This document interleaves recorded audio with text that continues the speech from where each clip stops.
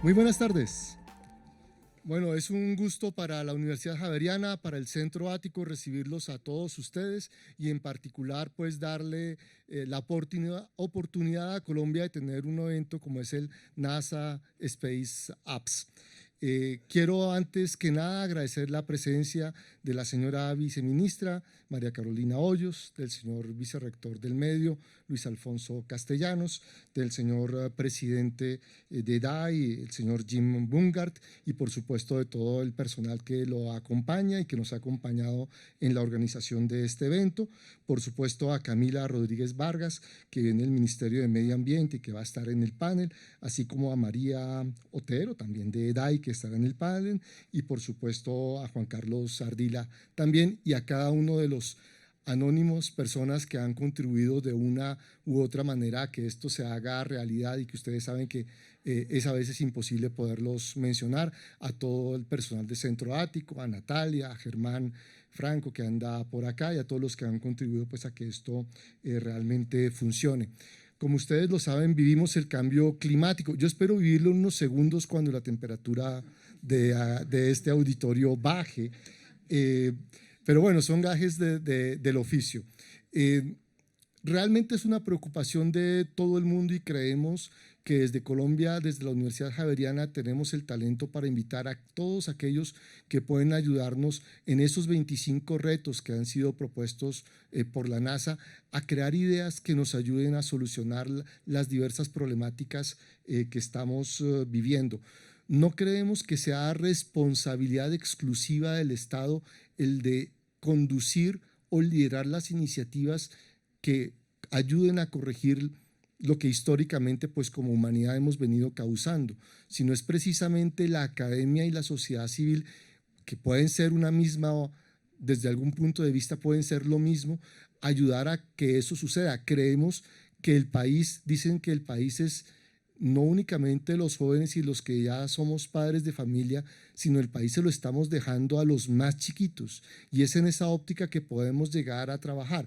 Ese país de los chiquitos, ¿cómo lo queremos dejar? ¿Cómo lo podemos construir? Estamos también aportando un granito de arena en la construcción de ese nuevo país que todos queremos.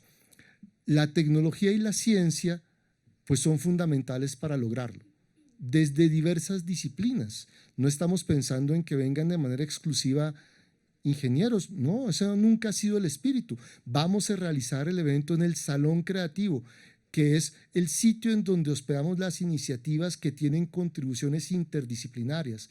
En esta universidad existe un ecosistema de innovación y Ático contribuye con un espacio proponiendo iniciativas en conjunto con otros, internos o externos, para que allí sucedan cosas, pero queremos allí ver estudiantes de la Facultad de Artes, queremos ver estudiantes de la Facultad de Ingeniería, queremos ver estudiantes de la Facultad de Medio Ambiente, queremos ver estudiantes de Medicina. Cada uno de ellos puede aportar y trabajar en un equipo que nos dé alguna idea y algún reto que nos ayude y contribuya pues a mejorar eso que estamos viendo en el mundo. Ustedes saben que la fecha de realización del evento es el 22 de abril. Es una fecha simbólica, es el día del planeta Tierra. El día, lo decía la NASA hace algunos años, hablaba mucho del Spaceship Earth, de la nave planeta Tierra. Y nosotros somos quienes estamos en esa nave planeta Tierra y solo hay una. A pesar de que viajemos a Marte, a pesar de que hay iniciativas en el portal que ustedes verán relacionadas con Marte, no todos vamos a poder ir a Marte, no nos podemos consumir la Tierra, que es una y que es solo una atmósfera, solo un agua la que tenemos a disposición.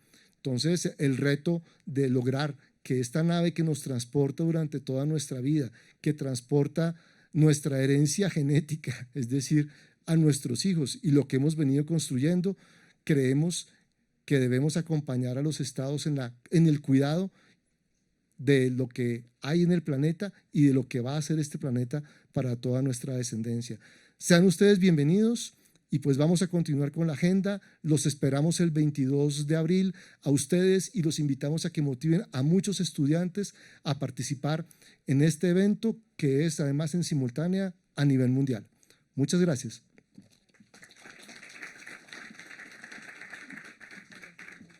Bueno, muy buenas tardes a todos.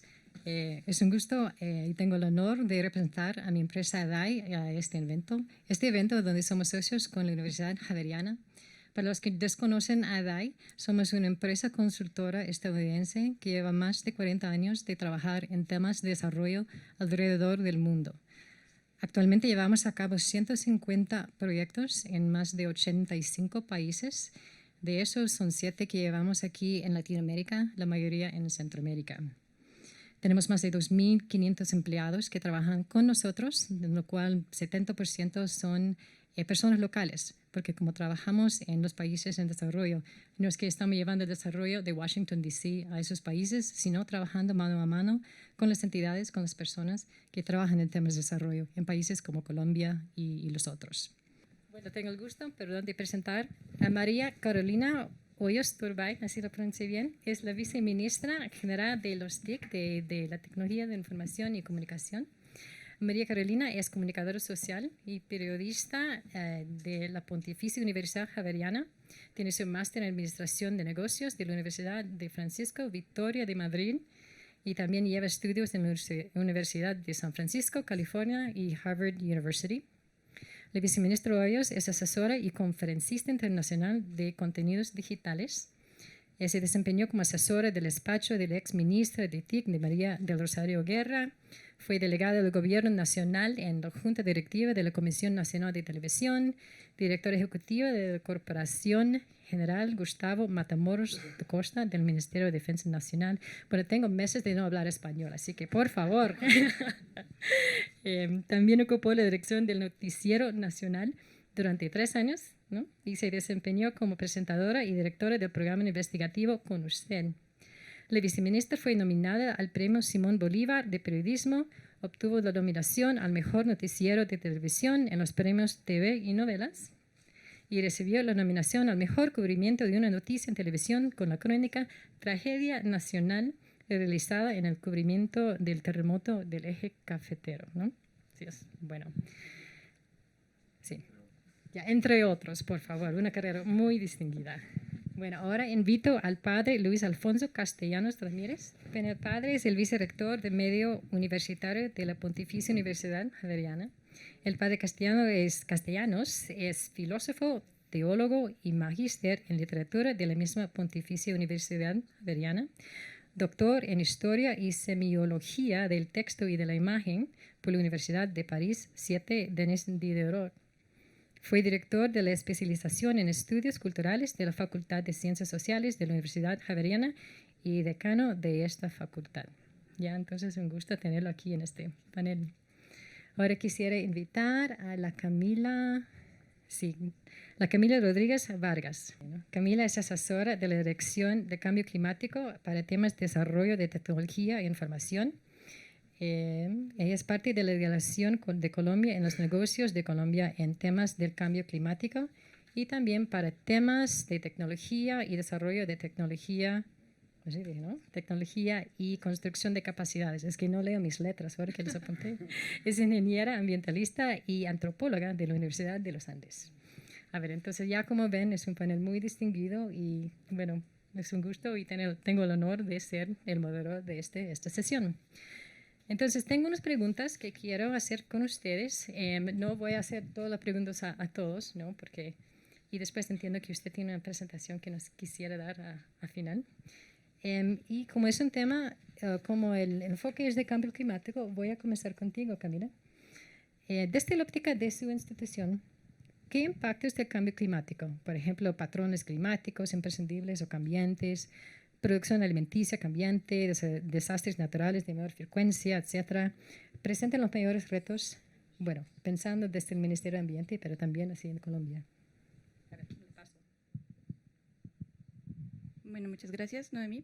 Muchas gracias a todos por estar acá. Me parece muy interesante este tipo de eventos que creo que deberíamos promover cada vez más en el país. Sé que el viceministro quisiera estar acá, pero pues creo que la agenda del cambio climático lo está atormentando un poco en estos momentos. En cuanto a la pregunta, bueno, quisiera empezar por la necesidad de que todos entendamos que los impactos de cambio climático se ven de forma diferenciada en el territorio y a nivel sectorial. Desde el ministerio hemos hecho un esfuerzo muy grande durante los últimos 2 años en entender cuáles son esos impactos. Sin embargo, digamos que eso implica una serie de desarrollos y de puesta en marcha de acciones tanto a nivel territorial como sectorial, y esto implica una serie de retos a nivel, por ejemplo, de información. Entonces, los retos para nosotros van desde la toma de datos de las estaciones hidrometeorológicas del IDEAM y del INVEMAR hasta el procesamiento de esa información, almacenamiento de la misma. Digamos que en Colombia aún estamos creando una cultura de manejo de la información adecuada, y en el sector ambiental específicamente nos ha costado mucho empezar a entender cómo manejar toda esta información. En cambio climático, específicamente la información es, digamos, el tema es transversal a todos los sectores, entonces no necesitamos per se información solamente ambiental, sino información de energía. Lo estamos viviendo hoy con el tema energético en Colombia, creo que lo vemos en las noticias todos los días. Con todo el tema del agua, agropecuario, turismo y comercio, en ecosistemas y biodiversidad. Entonces la complejidad de la transversalidad del problema, la complejidad y la transversalidad del problema hacen que tengamos impactos diferenciados en el territorio y en los sectores. Aún hoy estamos empezando a entender esos impactos, y de esto depende, digamos que muchas veces somos capaces de entender o vemos noticias acerca de impactos en algunos sectores o en algunos territorios, y no es específicamente porque allá sea donde más están presentando impactos. A veces el tema también es de información, y es de que no tenemos la información suficiente para entender a lo largo de todos los territorios y de todos los sectores qué es lo que está pasando. En esa tarea estamos aún hoy en el ministerio, estamos centralizando información, estamos tratando de entender las problemáticas y cuál sería la mejor dinámica, porque además es un fenómeno cambiante, no es algo estático. Tenemos que tener en cuenta que esto implica proyecciones de gases de efecto invernadero. De aquí a 100 años las escalas temporales también presentan un reto importante para nosotros, y en ese sentido creo que muchos de los impactos que estamos proyectando tenemos que empezar a generar una cultura de prospectiva, de pensar siempre a largo plazo y empezar a saber esto cómo se ve en los territorios físicamente. Entonces, digamos que en cuanto a impactos, podríamos nombrar muchos. Seguramente ustedes hoy lo están viviendo con el tema energético, como lo decía. El sector agropecuario también lo ha vivido con fenómenos de la niña y del niño. El sector de infraestructura en temas de inundación, Canal del Dique, La Mojana. Tenemos diferentes regiones, pero cada una de estas regiones y cada una de las características intrínsecas de los elementos que tenemos actuando en el territorio y de las actividades productivas es lo que hace que se sea más o menos vulnerable, o que los impactos se vayan a ver en mayor o en menor medida sobre elementos específicos o territorios específicos. Bueno, gracias, Camila. Ahora, yo creo que padre Luis Alfonso, usted quería aportar algo también sobre el tema, ¿no? Por favor. Hay una experiencia que quienes vivimos en Bogotá la sentimos desde que somos chiquitos, y es descubrir una ciudad que cada vez es menos amable en la relación con el entorno. Y una cosa elemental, yo creo, si uno nace en Bogotá, nace, crece y muere, nunca va a saber qué es un río. Es triste, pero es cierto. Nosotros en Bogotá no tenemos ríos. Escasamente aquí está el Arzobispo, es una quebradita que de la séptima para abajo se vuelve un caño, y luego la entuba y se vuelve un canal de aguas negras. Y algo que, eso es un lamento, por un lado. El sueño es, por ejemplo, algo de lo que se trabajó el año pasado en el 4º Foro Mundial sobre Ciudades del Río, que fue el Montería, una ciudad intermedia, una ciudad pequeña nuestra, que tiene uno de los parques perimetrales más largos sobre el río Sinú. Eso es un sueño. Como la ría de Bilbao, cuando uno camina también por otras ciudades donde el río es real. Nosotros en Bogotá los ríos hicieron una cosa extraña y distante, y el problema del agua lo superamos con Chingaza, y nos llega por un acueducto y no sabemos más de las aguas. Entonces, ese lamento de qué pasa con las aguas, por decir una cosa, podría decir de los árboles, de los animales, de los productos orgánicos, etcétera, etcétera. Hay unos sueños, pero también hay unos compromisos institucionales y del país.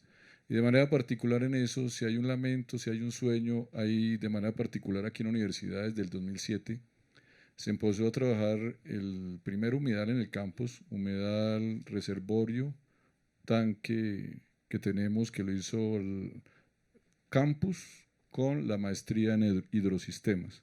Y es recoger las aguas lluvias del parqueadero y del campo de fútbol y generar ahí una posibilidad de ecológica para que lleguen ranitas y bichos, pero también para que esa agua tratada nos permita regar las plantas del campus. Una inversión de 163 millones de pesos que contiene 154 metros cúbicos de agua. Y eso son como tres cosas frente al agua que perdimos, los sueños que pueden llegar una vez a Bogotá, no sé cuándo, porque hemos tenido miles de intentos fallidos en Bogotá y el primer problema ecológico que tenemos en Colombia es el río Bogotá, grande, sentido y fuerte, pero también hay realizaciones mínimas que nos hacen posible soñar de que sí hay acciones y como de reflexión crítica de una universidad y apuestas serias de instituciones, para que esto sea menos fuerte y tengamos mejores posibilidades de fragar realidades otras. Ya, gracias. Lo que me parece muy interesante es que, bueno, este foro es sobre los TICs, ¿no? Pensamos en tecnología, hablamos de la NASA, pero en realidad parte del aporte o lo que tenemos que hacer son cosas sociales. No tiene nada que ver con una computadora, son cosas que hacemos, digamos, desde los patios o en los ríos, que tenemos que tomar en cuenta también en las acciones que tomamos en cuanto a enfrentamiento, cómo enfrentamos el cambio climático, ¿no? Una cosa sobre eso, perdón, de mí hablo. Había una publicidad de la Post en Francia que iba una pareja caminando por la playa y de pronto él se quedaba hablando solo y solo se veían las huellas de los que estaban andando. Estaba un señor sirviendo tinto y iba a coger la copa para beber y el tinto se queda en el aire. Y abajo lo que decía, lo que otros lo prometen, nosotros se lo hacemos reales. Es esa realidad. Los TICs, la realidad virtual es imposible sin la material. Sí. Y solo es esa sinfonía de las dos que puede generar un mundo posible hacia el futuro. Sí, gracias. Bueno, pasamos a, no sé si quisiera agregar algo, ¿ya? Pasamos a la siguiente pregunta. Bueno, ¿qué está haciendo su institución para adaptar o mitigar esos impactos en Colombia? ¿De qué manera están utilizando la tecnología para ello? Entonces voy a comenzar con usted, señora viceministra. Noemí, gracias por esta oportunidad, además del tema de los que nos han invitado, pues volver a mi universidad es absolutamente maravilloso y tiene mucho sentido que en la Universidad Javeriana se haga o sea aliado para un tema como este. Y quisiera comenzar para contarles rápidamente qué hemos hecho desde el gobierno, desde el Ministerio TIC y cómo ha sido nuestra filosofía en el tema de la tecnología. Ya vamos a cumplir 6 años de este gobierno, tenemos un plan de tecnología Vive Digital que fue galardonado como el mejor plan de tecnología del mundo, compitiendo con 145 países. Nos dieron el GSM Award 2012 como el mejor premio. Y si a mí me preguntan qué tiene este plan de tecnología que lo hace merecedor a ese premio, yo diría que entendimos que esto era cuestión de seres humanos. La tecnología tiene sentido de la única manera si entiende que tiene que encontrar las soluciones en el 3.0 de problemas en el 1.0, como lo decía el padre. En últimas, la virtualidad no tiene sentido en la medida en que no entendamos que tiene que aterrizar o solucionar problemas del 1.0. Para rápidamente contarles cifras, cuando llegamos al gobierno, cuando llegó el señor presidente Santos, había 2.2 millones de conexiones a internet, estaban cubiertos con banda ancha cerca de 200 municipios en el país. Hoy tenemos cerca de 12 millones de conexiones a banda ancha y estamos cubriendo el 100% de los municipios del país con fibra óptica, pasando de 200 municipios conectados a fibra óptica a 1.078 municipios conectados con fibra óptica y estamos tendiendo la red de alta velocidad más robusta en América Latina para llegar a 47 municipios enclavados en la selva de nuestro país. Lo que buscamos es la democratización del acceso de la información, a tener la posibilidad de que todos, independientemente de dónde estemos conectados.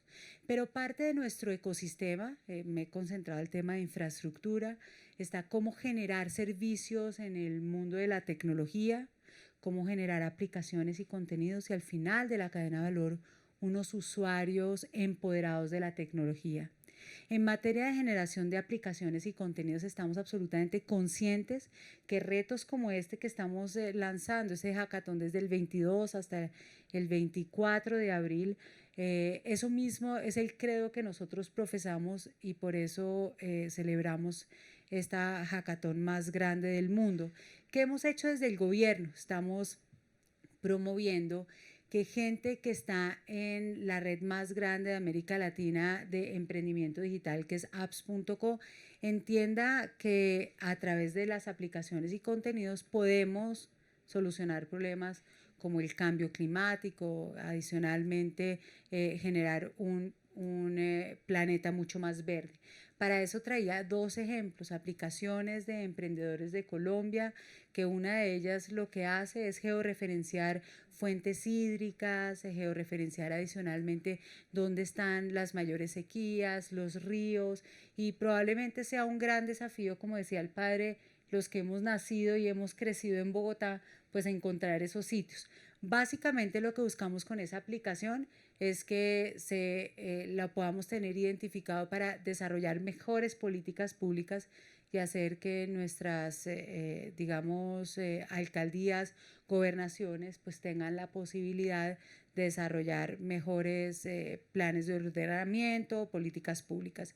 Otra de ellas es como una aplicación que desarrolla y que permite a las personas que van a construir, le generan la mapa de ruta de cómo sacar mejor y más fácil las licencias, por ejemplo, de construcción, en la medida en que pueden tener más claro cómo lo deben hacer.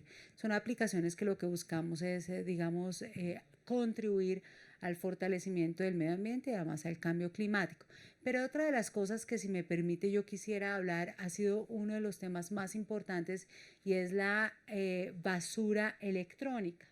En la medida en que hay más acceso, pues hay más acceso a mejores computadores y tecnología, pero la tecnología también genera un impacto en el medio ambiente en la medida en que no entendamos que ahí también tenemos un compromiso.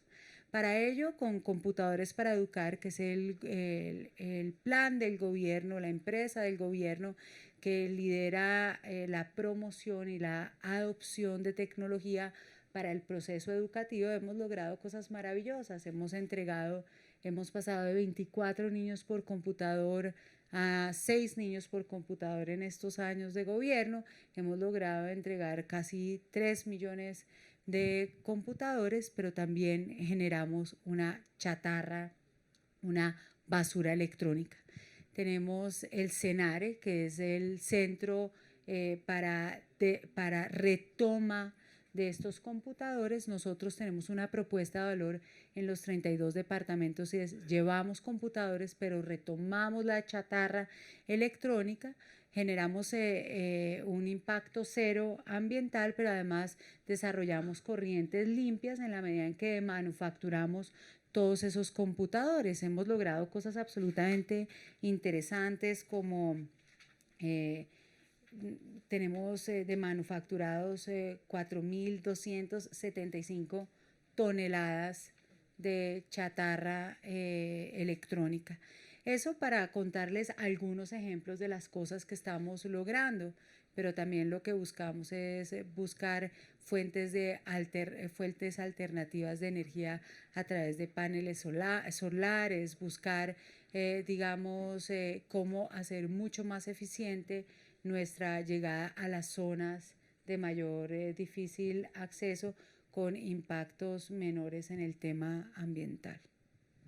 Me parece un punto interesante que a veces se nos olvida, que los mismos TICs generan su impacto al ambiente, no todos los materiales, todos los equipos, ¿qué hacemos con ellos? Entonces creo que es algo que deberíamos ser conscientes, ¿no? Cuando hablamos de soluciones, porque también hay su balance. Bueno, Camila, quisiera entonces, ya le toca a usted, ¿no? ¿Qué están haciendo? Supongo que un montón, a ver que nos cuente los que quisiera destacar. Bueno, gracias. ¿Qué quisiera destacar? Digamos que un poco a partir de lo que les contaba con la pregunta anterior, de la complejidad de los impactos en el territorio y en los sectores, lo que venimos haciendo desde la Dirección de Cambio Climático, desde el Ministerio de Ambiente, es moviéndonos en varios frentes, junto con el IDEAM, por ejemplo. Entonces, en cuanto a tecnologías de la información, hemos procurado desde los últimos 3 años mejorar la tecnología de las estaciones hidrometeorológicas, no solamente aumentar las estaciones que tenemos a lo largo del país, sino aumentar la capacidad que tienen estas estaciones para transmitir los datos en tiempo real y que permitan, digamos, tener una mejor calidad de datos para procesar y a partir de esto crear los escenarios de cambio climático. Ese es un tema también muy importante, digamos que en el tema de generación de información, la segunda comunicación nacional que se publicó en 2010 tenía información a escala nacional 1.500.000. Lo que hemos empezado a hacer es entender que precisamente no es solo el gobierno el que puede hacer cosas y tampoco tenemos la capacidad de cubrir todos los frentes ni de hacer todo por nosotros mismos debido a esta complejidad en los territorios. Necesitamos empezar a entender que todas las personas y sobre todo los tomadores de decisión en materia de planificación y de ordenamiento territorial entiendan la información, entiendan cómo puede verse en términos físicos en su territorio el cambio climático de forma prospectiva y demás. Entonces, con el IDEAM trabajamos durante los últimos 2 años en la producción de unos escenarios de cambio climático, de temperatura y precipitación a escalas menores, con el único objetivo de dar mejores herramientas a los tomadores de decisión, principalmente a nivel departamental, para su toma de decisiones. Es decir, los escenarios de cambio climático publicados el año pasado por el IDEAM se produjeron a escala 1.500.000, lo que implicó un gran esfuerzo en sistematización de información, en análisis de sensibilidad de los modelos que se estaban usando y demás. Eso por un lado. También lo otro que hemos empezado a entender es el tema de apropiación de la información. No estamos llegando a las personas como quisiéramos llegar, no estamos generando no estábamos logrando hacerlo, una concientización de los diferentes públicos que deberían empezar a actuar frente a cambio climático. No solamente es el gobierno nacional, no solamente son los alcaldes y gobernadores, es cada uno de nosotros, también es el sector productivo, todo lo que tiene que ver con planificación. Para nosotros es sumamente importante que entendamos que el cambio climático no es algo que, digamos que es algo per se muy etéreo, entonces uno sigue viéndolo ahí como si la temperatura y las lluvias van a cambiar posiblemente en un futuro de aquí a 2100, son plazos de tiempo muy largos, teniendo en cuenta, por ejemplo, que nuestros instrumentos de ordenamiento, como el POT, van máximo a 12 años y nos cuesta todavía trabajo estar planificando en esos periodos de tiempo. Lo que queremos empezar a entender es cómo damos señales concretas de cómo incluir cambio climático en el ordenamiento de los territorios y en la planificación de los mismos a través de los POTs, de los POMCAS y de los planes de ordenamiento territorial. Para eso hemos estado, digamos que en la generación de unas guías de inclusión de cambio climático en instrumentos de ordenamiento y planificación que serán publicadas pronto. Hemos estado esforzándonos a través de cursos virtuales dirigidos a todo el mundo, pero también a personas de la academia que quieran aprender sobre cambio climático y que puedan transmitir estos conocimientos en colegios y universidades. Tenemos estrategias también de difusión con redes de universidades en los que también estamos trabajando en cómo incluir cambio climático en los currículos, cómo crear una conciencia ambiental en las universidades, cómo empezar a generar también más capacidad a nivel país. Nos hemos dado cuenta que en Colombia en realidad las posibilidades de formación en términos de mitigación de gases de efecto invernadero o de adaptación a cambio climático no son muchas, no es una oferta muy grande, entonces quisiéramos empezar a ampliarlo también por allí. En términos de difusión de la información, venimos trabajando específicamente en una aplicación que se llama Herramienta para la Acción Climática. Es una herramienta web que hemos desarrollado durante los últimos 2 años y que creo que podría servir también de inspiración para la hackathon. Si nos preguntan, tenemos un par de ideas sobre aplicaciones. Sobre aplicaciones a partir de esta herramienta. ¿Qué hemos hecho? Centralizar la información que tiene que ver con cambio climático, como les contaba, como es tan transversal y necesitamos para eso tener información de energía, agricultura, turismo y comercio, infraestructura, transporte y demás. Entonces hemos empezado a entender cuáles son todas las variables que necesitamos identificar de esos sectores, a crear alianzas con los sectores, con diferentes entidades del gobierno y privadas para crear conexiones vía web, digamos que interoperabilidad entre nuestros sistemas de información, que la información pueda fluir de una forma mucho más efectiva entre Ministerio de Transporte y Ministerio de Ambiente, entre la UPME y Ministerio de Ambiente, para que nosotros tengamos la capacidad de hacer los análisis que necesitamos a nivel sectorial y en las regiones.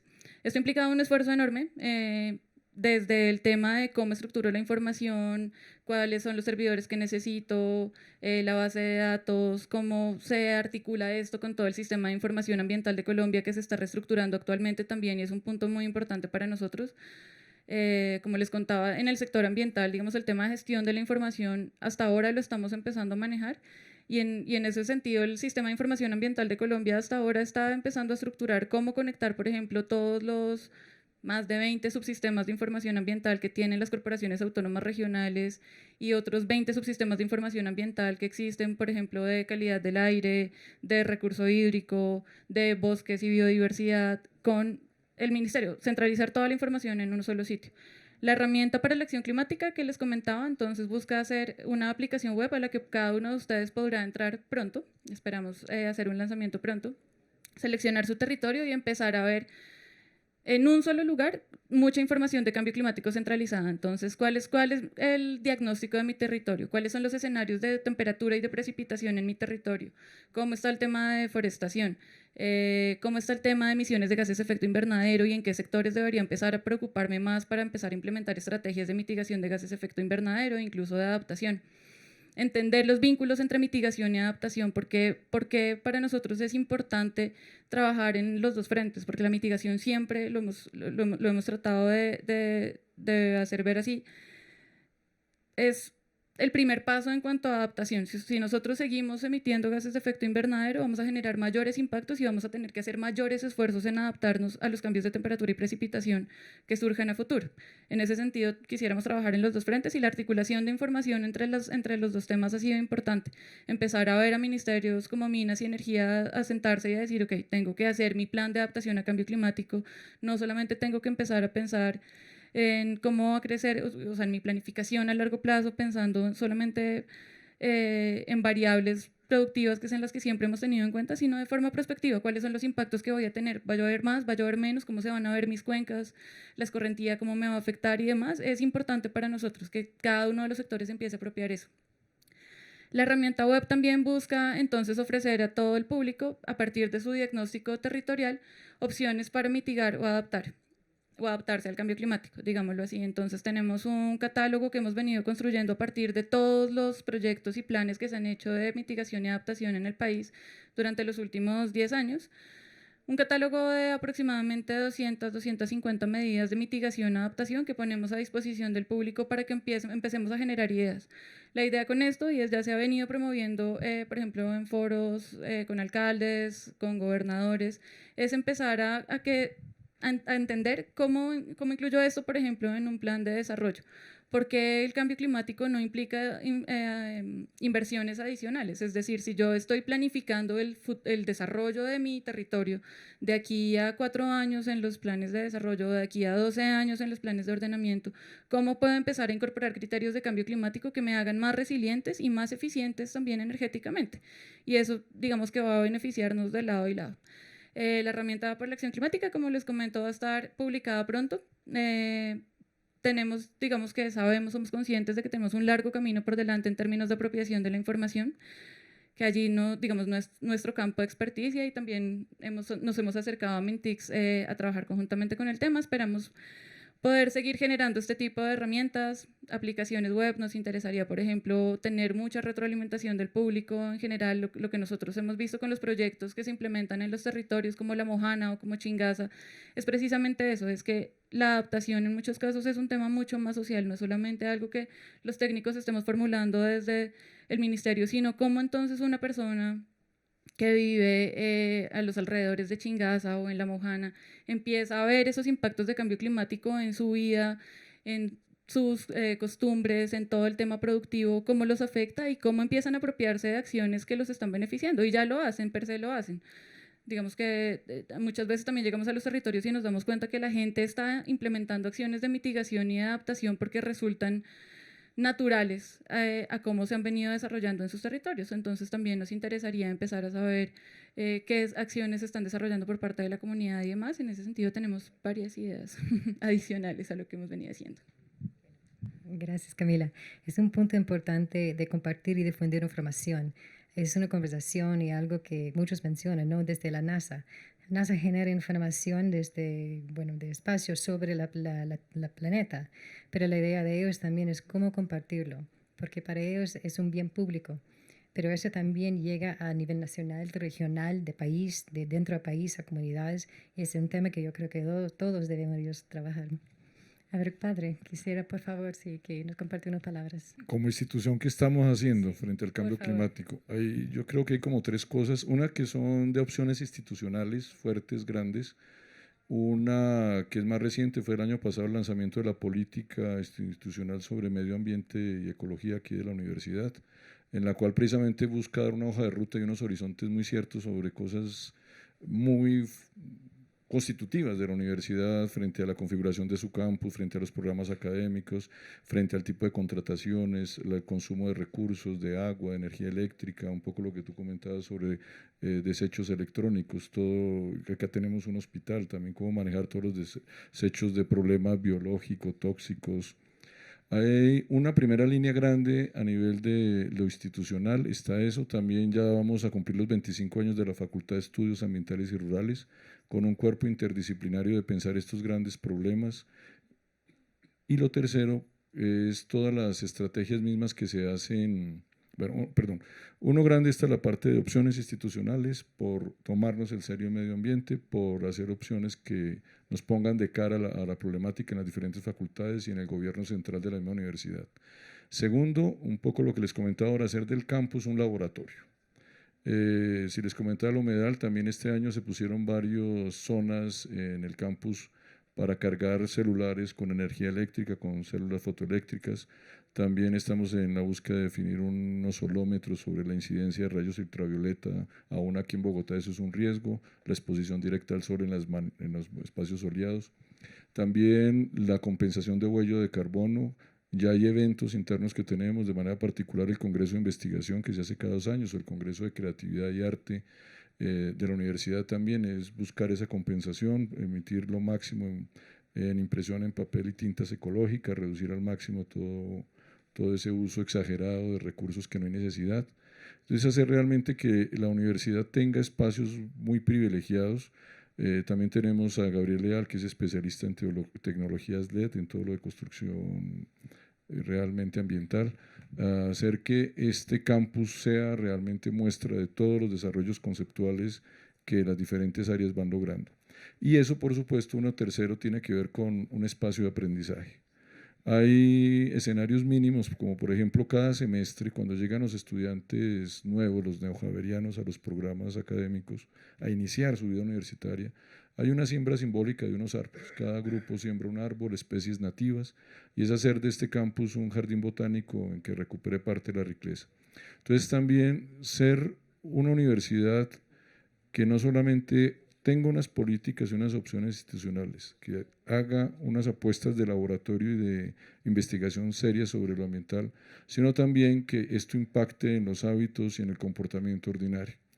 Que nos eduque una cosa elemental. Por ejemplo, aquí en Bogotá tenemos una de las aguas más buenas del país y gastamos cantidad de plata en botellas PEC. Desde hace 4 años fue precisamente garantizar el acceso de agua pura en miles de bebederos de la mejor condición, que cada mes estamos haciendo un reporte de evaluación de la calidad del agua.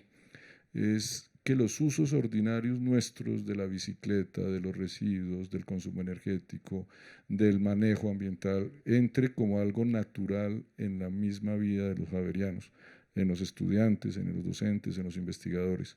Y en ello ustedes saben que tenemos en este momento un marco especial que nos dio el año pasado la encíclica del Papa Laudato Si, en el cual este año tendremos una reflexión muy seria con también invitados importantes. Entonces, en esos 3 niveles es como el trabajo fuerte de la universidad, una parte de opciones muy claras sobre la investigación, sobre la docencia, sobre el servicio. 2, la experiencia de ser este mismo campus un laboratorio en esta parte de compromiso ambiental. Y 3, todo el valor pedagógico y formativo que nos permite ser una universidad de este tamaño.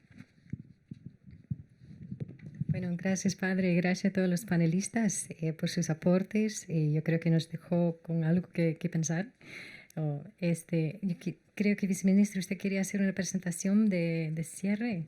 Más que una presentación, creo que hay 2 temas adicionales que estamos haciendo que creo que contribuye con todo lo que estamos hablando, y es básicamente una alianza que estamos haciendo en este momento entre el Ministerio TIC y el Ministerio de Medio Ambiente para desarrollar una aplicación para que cualquier persona pueda denunciar la tala de árboles, también el tráfico de fauna, la contaminación, la minería ilegal, y creo que ahí en últimas lo que hacemos es empoderar a cualquier persona que tenga un celular, pues que descargue esta aplicación y que entre todos podamos contribuir a que paremos con acciones ilegales que devastan y acaban con el medio ambiente.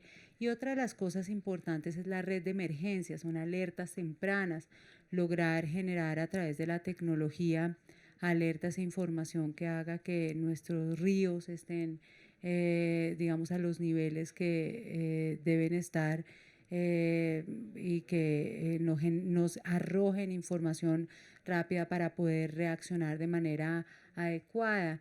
Otra de las cosas importantes que estamos haciendo en este momento es la interoperabilidad entre sistemas en bandas bajas, que hace que las diferentes fuerzas que hoy en día, como la policía, la Cruz Roja, la Defensa Civil, todos los que están de una manera u otra contribuyendo al fortalecimiento del medio ambiente y adicionalmente al fortalecimiento de la ayuda y la prevención de desastres naturales, pues nos podamos hablar de manera oportuna y adecuada a través de nuestra red de telecomunicaciones de alertas tempranas. Esto en últimas es cómo hacer que la tecnología cumpla con un papel fundamental, y es que esté al servicio del medio ambiente, del planeta y salvando vidas, ¿no? Ese es uno de los grandes empeños del gobierno a través del Ministerio TIC, y cómo generar convergencia entre otros ministerios, otras instituciones, para poner al servicio la tecnología en estas soluciones. Bueno, gracias a todos. A ver, por favor, unos aplausos para nuestros panelistas.